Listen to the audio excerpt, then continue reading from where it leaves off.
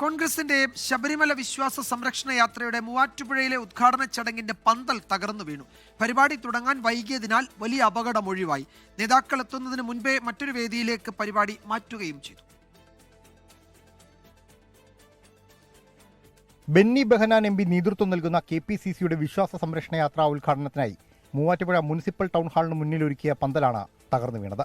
രാവിലെ 10 മണിക്ക് തീരുമാനിച്ച പരിപാടി തുടങ്ങാൻ വൈകി. രാവിലെ 10:10 വേദിക്ക് മുന്നിലൊരുക്കിയ താൽക്കാലിക പന്തൽ തകർന്നു വീണു.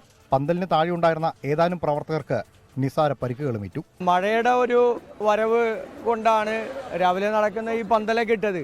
പക്ഷെ ഇത് അപ്രതീക്ഷിതമായിട്ടാണ്. തുടങ്ങുന്നതിന് മുമ്പാണ് ഈ പന്തലിടിഞ്ഞ് വീണത്.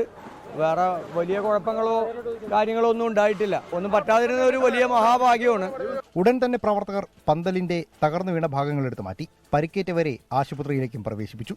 ഹാളിന് മുന്നിൽ സ്ഥിരം വേദിയുള്ളപ്പോഴാണ് താൽക്കാലികമായി വേദിയും പന്തലും സ്ഥാപിച്ചത്. ഇവിടെ ഇങ്ങനെയൊരു സ്ഥിരം വേദിയുണ്ട്, പരിപാടികൾ നടത്തുന്നതുമാണ്. പക്ഷേ എന്തിനാണ് ഒരു താൽക്കാലിക വേദി കെട്ടി ഈ ഒരു അപകട സാധ്യത ഉണ്ടാക്കിയത് എന്ന ചോദ്യം. എന്താണെങ്കിലും ആർക്കും അപകടമൊന്നും പറ്റാതെ വലിയ രീതിയിൽ പ്രശ്നങ്ങളില്ലാതെ പരിപാടി ഗംഭീരമായിട്ട് അവസാനിച്ചു. ക്യാമറമാൻ നിഖിൽ നിളയ്ക്കൊപ്പം ലാൽകൃഷ്ണൻ, 24 ഇടുക്കി.